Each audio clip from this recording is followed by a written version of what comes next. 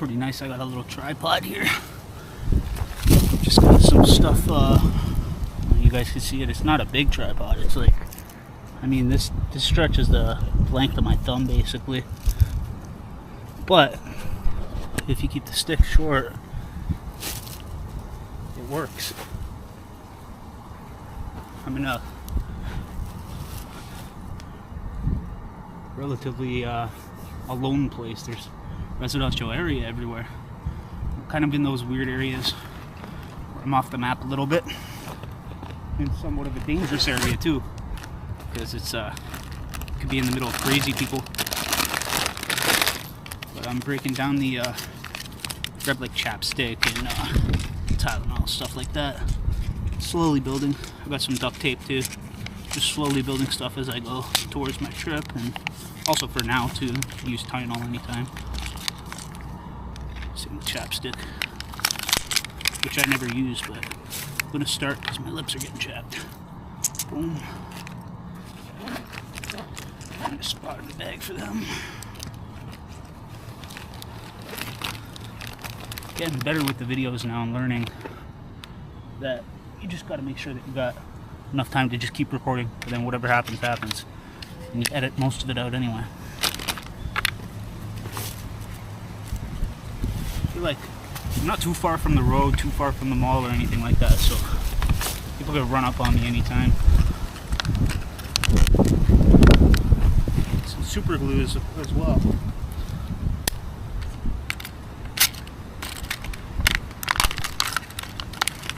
Been my everyday carry for a long time. Spyderco Paramilitary 2, one of the only very few that was made in left-handed version. I think they only made like 500, which is crazy to me if that's actually the case, because I got one of very few, and they're a very, very, very popular knife. But I have a feeling when they said 500, it's like 500,000 or something, because even still, I think you can find them in stock.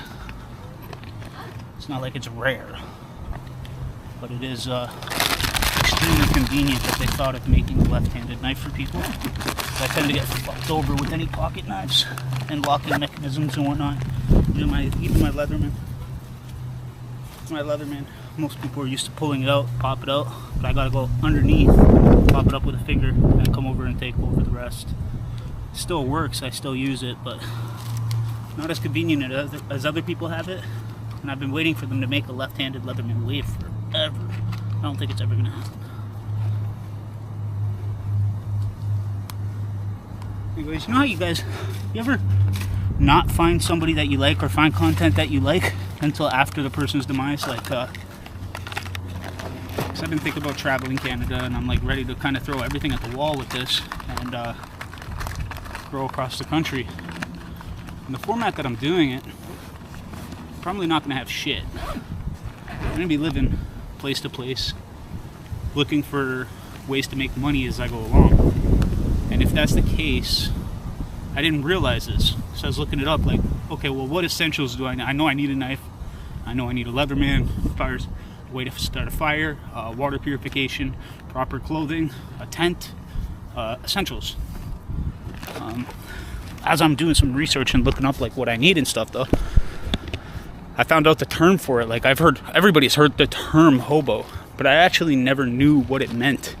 Never knew that it was like a respectable, well, not always respectable, people still talk shit about them, but these were people that traveled to work, and a lot of them had families. They were veterans of the war. It was during the Great Depression. They would just travel across the country, try to find work in order to supply and they would send money back home to their families and whatnot. And it's kind of a term that's kind of been adopted across all kinds of different things. There's different, like, if you were a hobo, you were a traveling worker. If you were a tramp, you were a traveling person that didn't work. And then if you were a bum, you just straight up didn't travel at all and you didn't work. But the people that did the hobo stuff, they were actually pretty respected because they were good at what they did. They went everywhere willing to work, ready to work, and that's kind of what I'm doing. I'm hoping to do a lot of the work online, but and I'm trying to build a platform, not just vlogging, but outside of that. And so in a way, I'm kind of a hobo. And so I started like I found this through a video. I'm searching like survival stuff for if you're gonna be homeless, because I'm on the verge of that. And yeah, I kept finding this one guy. He's doing all these different the 1930s hobo, and how he lived and what he carried, and it was really, really intriguing to me. And then from there I started, it's like a rabbit hole, right? I started looking into stuff, and all of a sudden I figure out this is actually a thing even to this day, where it's like people just jump on the train and go across the damn country. And it's wild to me, the freedom that these people have, because I've looked at them like, how do I get across? I want to go across Canada. How am I going to do it? It's going to cost this much. It's like, dude, you something entices me about the idea that these guys have, where they're like, you know what, I'm traveling, and they just do it, and they end up there. And these stories are so interesting to me, where they're just like, oh, I'm going here, and then they get somewhere and they're like, okay, well, I don't know if this next train's going. They don't even know where they're going, but they jump on that train and they end up in one spot, and if that doesn't work out, then they're like, all right, well, I guess I'm staying here for a few days. And just that lifestyle is absolutely insane to me. And I don't know, now I'm like, something's got me into trains, and now I'm looking into trains and their history and the history of these hobos and whatnot. And like, I thought I would like when I get into something, I'm like conscious. I've been watching a lot of stuff on it, so I figured it'd be a good idea to come down here to the train tracks, because train tracks used to be a place where we used to cut through. It was always a spot. There was always hangout spots around there that we would hang out and smoke our weed and whatnot when we were 14 years old, 15 years old and whatnot. We were always smart about it and stayed out of the way of trains. But it seems like a lot has changed. Like, I was just down at the mall there, and there used to be 10 different spots where you could cut across the train tracks to get down to the street behind it. Now it's all fenced off, and it says do not cross the tracks. Like, they're very, very specific about it, and it's probably because some people have hurt themselves and died. As I'm walking up, I kind of didn't go in a noticeable spot. I went up to a park where we used to cut through, and I cut up, and I'm on the top of the hill now, and it's like, you get up to the top of here and you kind of look around and you realize how dangerous this really was. Like, we were 14 years old running around this with the chance of falling down there, and you don't want to fall down there. That's not a good look. If I fall forward right now, that's probably 40 feet to my death. Something you don't think about as a kid, right? You feel invincible. And it's like, it kind of makes sense. Like, I think if I remember correctly, I think right over there, yeah, we would walk across this, which is stupid as hell, and I would not do now, but I did as a kid. And then I think right over there, you go around that little fence area, and you get that right down there. You kind of just sit there. There was a spot where everybody would sit there and smoke weed. There's probably still residue from when we were kids. I'm gonna go a little bit further down and look for stuff. I can't find. There it is. I was looking for my vape. I couldn't find it. Got it now though.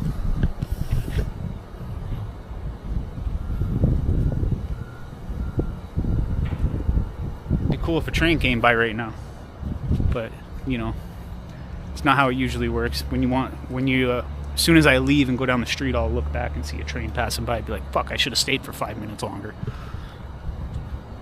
That's okay though.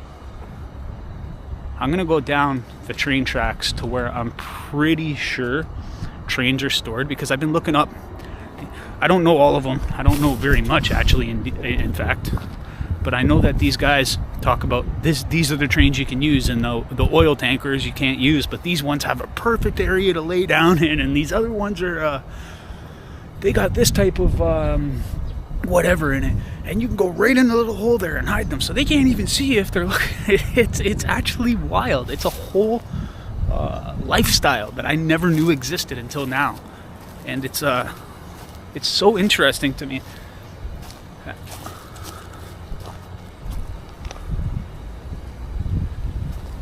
I don't know, that would be crazy if that was actually what I think it was, because I think I just walked out, and they call them bowls. You don't want to see the bowls. If you see the bowls, you're fucked. I don't think I'd have as much to worry about now though. But I mean, still, I'm pretty sure.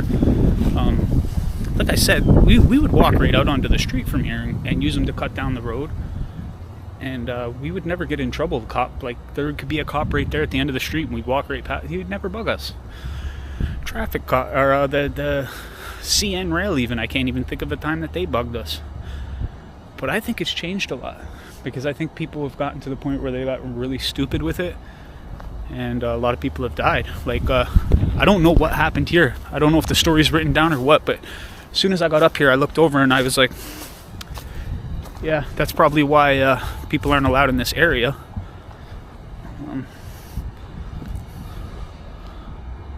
Alan, his name was.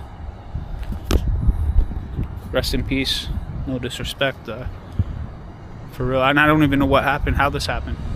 I'm gonna look it up when I get home though. But rest in peace to this man. I never wish ill upon the dead, and I don't know the situation. It's like a older man in his 40s, 50s.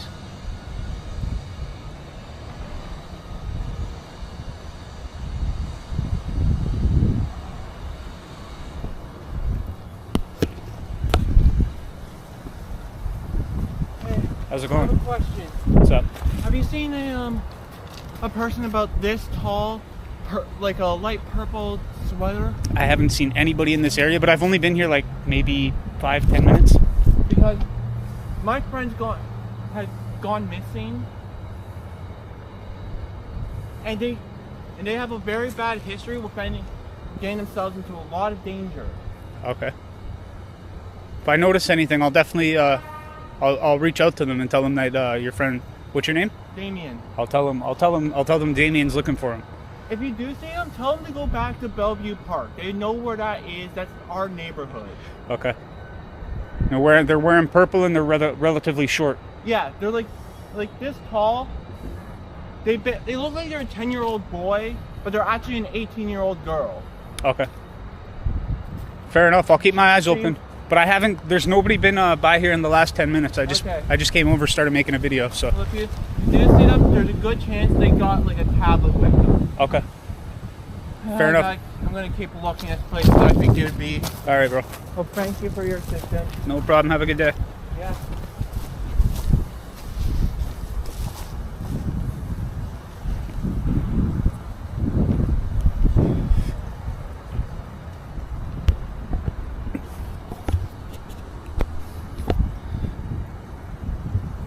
Like I said, it wouldn't be surprising for people to be. Oh, yeah, he's going up to the Gertrude area.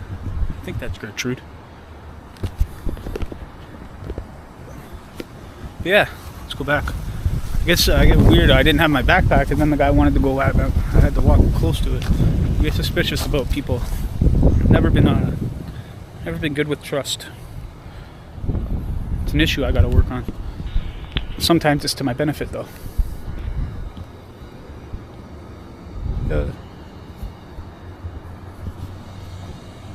I'm gonna read this, what it says now. See if I could easily break my foot here if I just stepped the wrong way. Love you with all my heart. You taught me so much. I love you so much. My forever cash cab buddy. I love you, Alana. Yeah, I'm gonna look up this Alan man and see if I can find any information about what happened to him.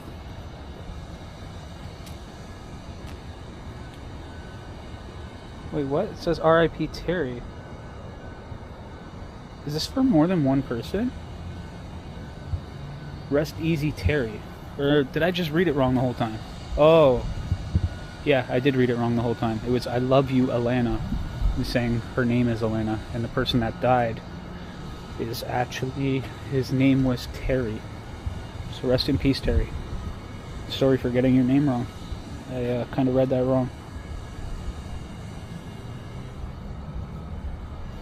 Nice little tribute thing. It's not visible to the world though. No, not a lot of people see it unless they come up here.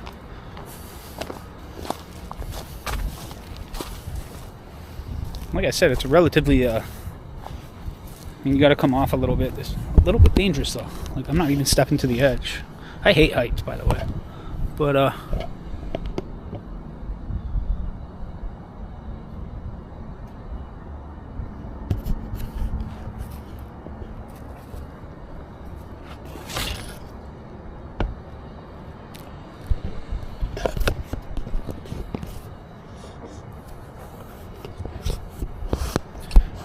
My head acts weird when I got something like up high like this. I feel like it makes my feet a little bit uneasy, like I'm gonna fall or something, like I'm not standing properly. The oddest thing to me, man.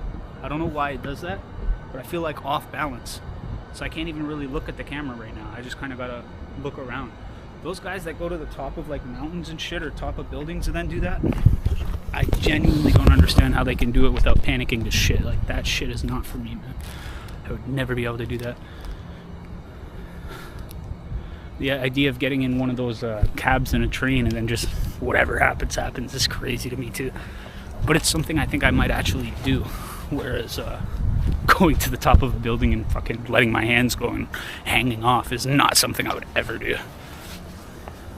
Fuck, even prearranged skydiving I wouldn't do. I don't think I would do that fucking bungee jumping shit either. I kind of want to go to one of those spots and take you guys there. I didn't bring like much food to cook, but I got some water and I want to get in the habit of being able to cook shit on the fly. I got all the materials I need. I got the fire starter. I've got cooking supplies. All I really need to do is boil water. I fucking just boil water. I can make my fucking little crafting urn. It's already in a fucking bowl and shit too. I don't know. Might not even do it, but I just want to get in the habit of fucking getting into fire starting again. But there's a few areas I know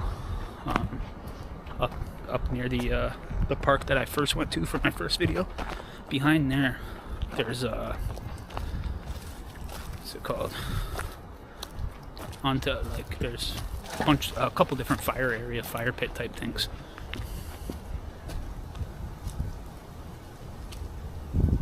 And it's been years since I've been down here, so I can't even remember where I'm going. I think they called it Devil's Dungeon down here. I gotta go up a little bit more. One thing I gotta remember, if I ever start doing this traveling shit and I'm using train tracks, I'm used to putting one headphone in so I can listen to music and shit. I ain't even putting one fucking headphone in, bro. Fuck that noise.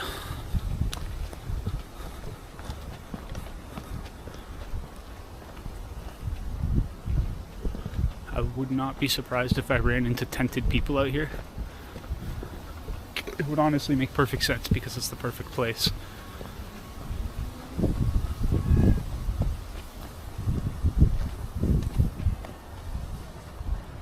Yeah, this was Devil's Dungeon here. It's the place that you never, as a kid anyway, like 12 years old, hearing about the stories. Till we came down here 100 times and realized it was just us most of the time. But you hear crazy stories about people getting the shit kicked out of them, getting jumped, because like nobody, this is out of normal area. This little pathway here, it's probably filled with ticks and fucking bugs and everything else that's gonna jump on me. But I did it as a crazy kid, why can't I do it now? Oh yeah, this is totally different. So first of all, this was all bushed off. I think it was fenced off. Nobody was able to get past here, I believe. Yeah, the fence kept stretching across here.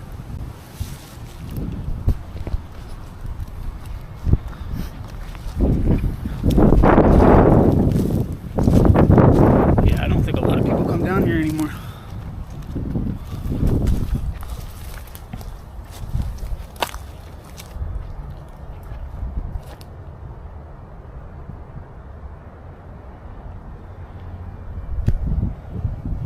I think this is a tent area here. I don't want to disturb or mess with anybody's apartments.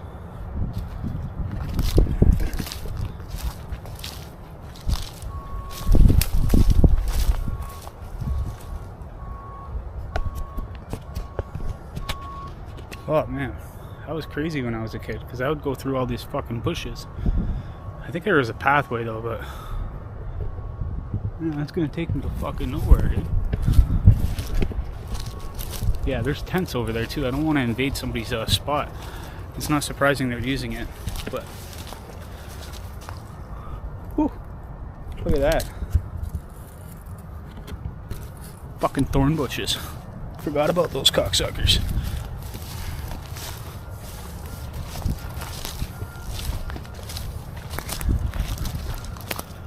I don't know if it's easy to get down this way.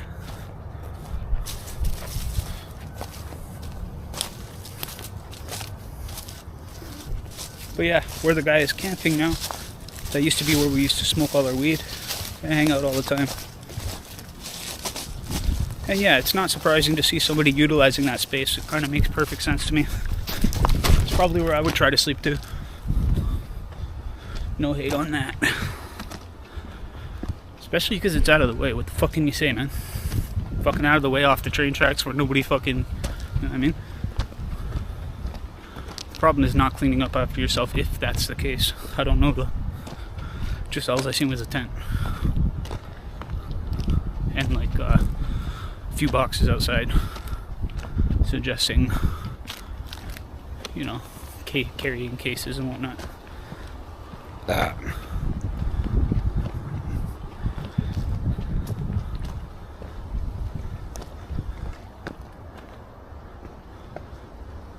Been nice to fucking see a train. CN rail.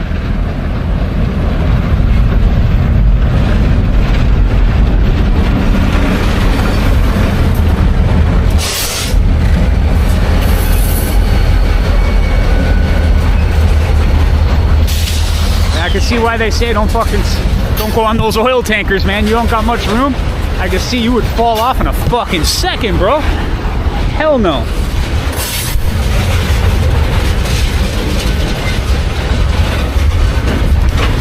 I don't want to be stupid and get too close to the fucking, another train comes hitting me. I've seen too many fucking horror stories and heard too much shit.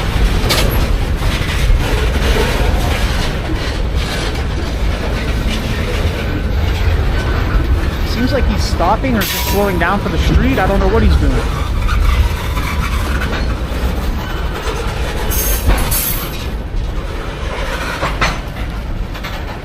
Yeah, I don't know.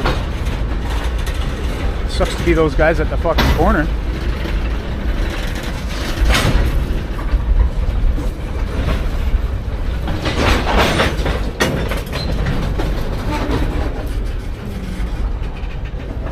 I can imagine if you're on one of these things for 2 days out in an area where you can be, the wind's getting, like just being here kind of smells strong too.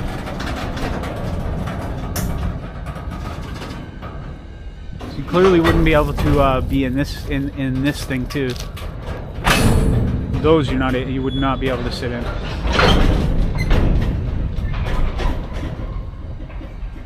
Imagine going up and climbing all the way in. Hell no.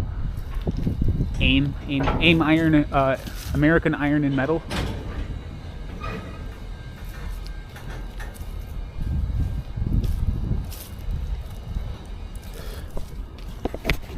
I don't know if I think they might be coming to like dishook cars or like whatever the case. I don't know. They got the whole street shut down though. But I don't know if I should get out of here because technically it's illegal to be here. And the one thing I see with the content that I've been watching is just avoid them. Don't even come in contact with them.